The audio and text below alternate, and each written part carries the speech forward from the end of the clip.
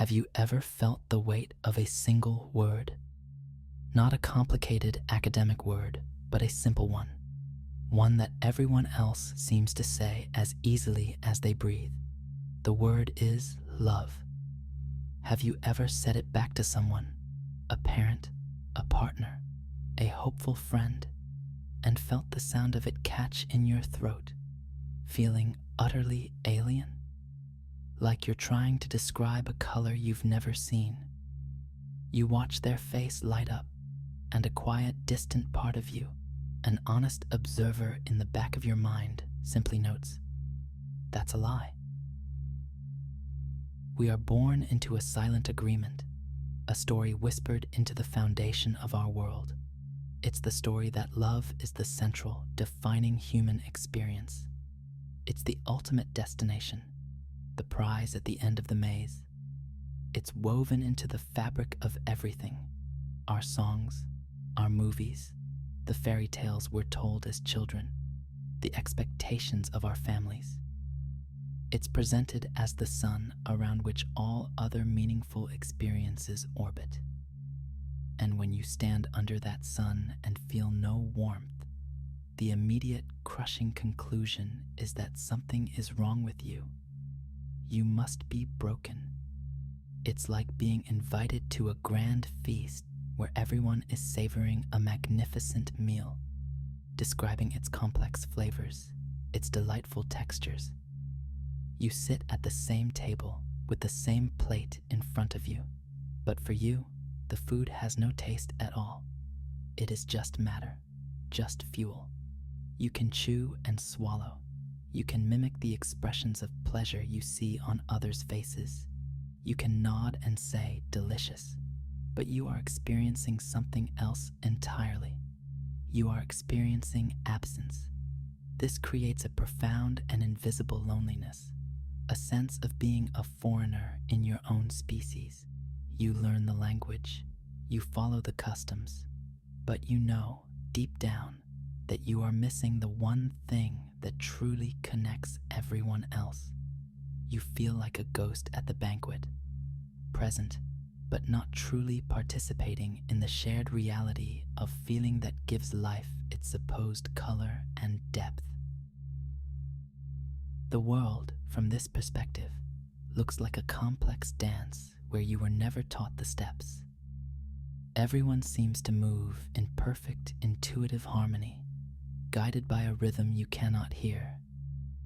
You try to copy their movements, to anticipate the next turn, but you're always just a little out of sync, a moment behind, your performance stiff and calculated, where theirs is fluid and natural. This feeling isn't just about romance. It permeates everything. It's the strange detachment you feel at a wedding, the clinical observation at a family reunion, the quiet void during a moment that is supposed to be filled with overwhelming affection. It's the slow, sinking realization that you are living life behind a pane of soundproof glass, watching a beautiful opera you will never be able to hear. And because you believe you are broken, you begin to build a defense. You start the performance. This performance becomes your life's work. It's an immense, draining, and constant effort of pretending. It's the carefully selected birthday card with the pre-written sentiment that feels truer than anything you could write yourself. It's the gentle hand on a friend's shoulder when they cry, an action you perform because you've learned it is the correct response, not because you feel an upwelling of shared emotion. It's the smile you hold in a photograph, angled just so, to project a warmth and contentment that feels a universe away from your inner state. You become a brilliant actor, a master of imitation. You study people. You learn the lines, the gestures, the correct emotional pitch for every occasion. You learn to say, I love you, with the right amount of sincerity in your voice, even as the words feel like sawdust in your mouth. But this performance comes at a tremendous cost. From the perspective of the architecture of reality, every action, thought, and feeling you put out is a signal. It's a broadcast that tells the world who you are and what you are available for. When you spend your life broadcasting a signal of love that isn't genuine, you are creating a deep distortion around yourself. Reality, which is an impeccable feedback mechanism, responds to this distorted signal. It brings you people and situations that match the mask you're wearing, not the face underneath. So you find yourself in relationships where you are loved for the person you are pretending to be. The affection you receive feels hollow because it's not meant for the real you. It's like receiving fan mail for a character in a play, while you, the actor, remain completely unseen. This creates a terrifying feedback loop. The more you perform, the more you attract circumstances that demand the performance, and the more trapped and isolated you become within your own creation. You are building your own prison, brick by brick, with every insincere smile and every forced, "I love you too." The exhaustion is bone deep. It's the weariness of a spy living in enemy territory who can never, ever let his guard down. The constant vigilance, the fear of being discovered as a fraud, chips away at your very essence, leaving you disconnected not just from others, but from yourself. But here is where the story can take an unexpected turn. What if this entire experience, this feeling of being broken, is not what it seems? What if it's not a flaw in your design, but a pointer towards a different kind of truth? We are taught to see this inability as a failure, a tragic lack. But what if it's actually a key? Consider the possibility that the heaviest burden you carry is not the absence of love, but the immense pressure to feel it, the obligation, the silent global consensus that you must. What would happen if you just stopped? What if you decided to drop the weight? Imagine the sheer, unadulterated power in finally admitting the truth, if only to yourself. To stand in the quiet of your own being and say the words, "I don't feel this, and I am done pretending." This is the central paradox. The statement you fear is your greatest shame, "I cannot love," might actually be the most powerful and authentic sentence you have ever uttered. It's not a confession of brokenness. It is a declaration of reality. It's the first step out of the fog of pretense and into the clear, sharp air of what is real. Think of it like this. You've been trying to force a key into a lock that it doesn't fit. You've been turning it, jiggling it, pushing with all your might, convinced that the problem is you. You're not turning it right. You're not strong enough. The admission is the moment you stop, pull the key out, and just look at it. You acknowledge it is the wrong key. This isn't failure. It is accurate observation. It is the beginning of wisdom. And it is the only way you'll ever be free to look for the right key, or to realize that maybe you don't need a key at all. Maybe the door was never locked to begin with. This admission isn't an endpoint. It is a profound recalibration. It's you, for the first time, sending a true signal out into the universe. A signal of pure, unvarnished honesty. And the universe, the grand architecture of reality, can only give you a true reflection. Honesty is met with honesty. Clarity is met with clarity. By admitting this one central truth, you are not closing yourself off from connection. You are finally opening the door to the possibility of a real one. By the way, our shared space of light and awareness is on its way to 100,000 people. Thank you to everyone who subscribes and brings this moment closer. And so you say it. Quietly, in the privacy of your own mind, you let the truth surface. I don't feel it. I cannot love in the way the world demands. And in the moment that follows that admission, something extraordinary happens. Nothing. The world doesn't shatter. The sky doesn't fall. There is no thunderous judgment. There is only a profound, expansive silence. This is the freedom of empty hands. For years, you've been clenching your fists, trying to hold onto an idea of love that was never yours, a feeling you were told you must possess. The strain has been constant, a low-grade tension humming beneath every interaction, every relationship. The admission is the moment you finally unclench your fists and let it all go, and you discover your hands were never meant to be clenched. They were meant to be open. The initial feeling might be mistaken for emptiness, a void where a core human emotion is supposed to be. But stay with it. Look closer. This is not the emptiness of lack. It is the emptiness of a clean slate. It is the quiet of a room after a loud, meaningless party has ended. For the first time, you can hear yourself think. The exhausting internal monologue, am I smiling enough? Was that the right thing to say? Do they know I'm faking it? Simply fades away. The energy you spent maintaining that performance, an amount of energy you never even consciously registered, comes flooding back into your being. It's a quiet, steady power.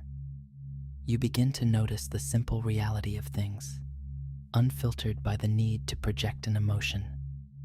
A conversation with a parent is no longer a test you have to pass. It's just two people talking. A social gathering is no longer a stage. It's just a room full of people. By dropping the obligation, you are released from the performance. You are no longer an actor trying to remember his lines. You are just you, present in the moment, for the first time. This quiet is not a void. It is the fertile ground from which something new and true can finally grow. Once the noise of the performance dies down, you begin to see that the world is structured in a far more interesting and complex way than you were led to believe. The architecture of reality is not a single monument built to love.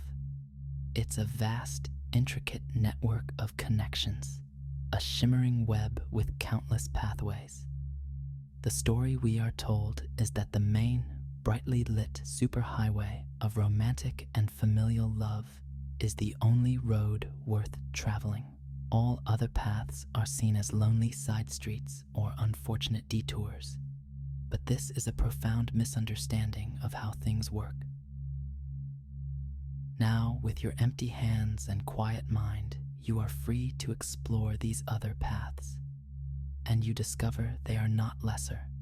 They are just different. They are honest. You begin to discover connection through genuine respect. You can look at a colleague, not with forced warmth, but with a clear, crisp admiration for their skill and dedication. That respect is a clean, powerful bond. It allows you to build things together, to rely on each other with a trust that is based not on fleeting emotion, but on observable reality. You find connection in silent understanding. You can sit with a friend in their sorrow, and instead of performing a script of sympathy, you simply offer your presence. You become a quiet, stable anchor in their storm. In that shared silence, a connection is forged that is deeper and more real than any hollow words could ever be. You find connection in a shared purpose. You join a project, a cause, a team. Your bond with the others is not based on personal affection, but on a mutual commitment to a goal that is larger than any one of you. The work itself becomes the relationship. This is the connection that builds cities, that creates art, that pushes humanity forward. It is powerful, real, and has nothing to do with the storybook version of love you were trying so hard to imitate. These connections were always there, but they were invisible to you because you were so fixated on the one path you thought you were supposed to be on. It's like you've been staring at the sun, trying to force yourself to feel its warmth, and in doing so, you were blinded to the beautiful, intricate patterns of the forest all around you. Your liberation is the moment you finally look away from the sun and allow your eyes to adjust to the rich, detailed world that was waiting for you all along. This shift changes everything about how you navigate the world.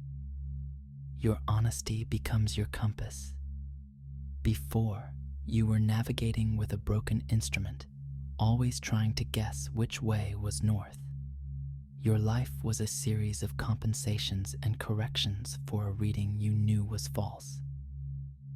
Now, your signal is clear. By admitting what is true for you, you begin to broadcast an authentic signature into the vast network of reality. The way things are set up, a clear signal will always receive a clear reflection. The first thing that happens is that people and situations built around your old, false signal begin to fall away. The friend who only valued you for your constant emotional validation will drift. The partner who was in love with the idea of you, the performance you put on, will become confused and distant. This can be painful, yes. It feels like loss. But it is the necessary shedding of a skin that was never yours. They were not connected to you. They were connected to your mask. When the mask comes off, they no longer recognize what they see, and so they leave. Let them. Their departure creates space. Into this new, clean space, reality will begin to send connections that resonate with your true signal. You will start to attract people who don't need a performance, people who value clarity over comfort, honesty over affection. You'll find friends who want your real opinion, not just your agreement. You'll find partners in work, in life, in projects, who are drawn to your stability and your lack of drama. They connect with you on the basis of your true nature, your integrity, your quiet presence, your unwavering respect. You are no longer attracting an audience for your play. You are meeting fellow architects who want to build something real alongside you. Your entire life begins to realign. The deep chronic exhaustion is replaced by a simple sense of purpose. You are no longer at war with yourself, no longer fighting reality. You are finally moving with it in a state of simple, honest flow. You didn't give up on connection. You just gave up on the lie. And in doing so, you found the only connection that was ever truly available to you, a connection based on what is real. If this video changed something in you, write in the comments, "My truth is my freedom." Write it as your promise. Nobody